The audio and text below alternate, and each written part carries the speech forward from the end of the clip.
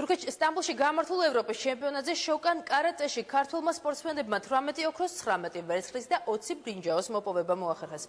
შეჯიბრი ყველა ასაკობრივ კატეგორიაში გაიმართა და ევროპის ჩემპიონატზე საქართველოს ღირსებას 100 უძლიერესი სპორტსმენი იცავდა. ტურნირში კონტინენტის უძლიერესი გუნდები იღებდნენ მონაწილეობას 10 წლამდელთა ნაკრებმა ფინალურ დაპირისპირებაში რუსეთის გუნდის დამარცხება მოახერხა. 14 წლამდელებმა გუნდური მეორე ადგილი დაიკავეს, ხოლო 17 წლამდელთა ნაკრებმა პირველი ადგილის მოპოვება შეძლო. ეს არის ძალიან საგულისხმო და იმ ნაყოფიერი შრომის შედეგი, რომელიც ჩვენ წლების განმავლობაში სამი წრესთან ერთად თამაშობთ. ზუსტად ერთ კვირაში ჩვენ მივემგზავრებით პარიზში, სადაც მონაწილეობას მივიღეთ კომერციულ ტურნირში და ფიქრობ, იქაც ჩვენ წარმატებულად გამოვართ.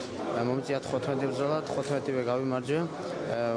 კარგად გამოვიდა ბრძოლა, ფინალი საკმაოდ გამიჭირდა, მაგრამ მაინც შევძელი და გავხდი ევროპის ჩემპიონი.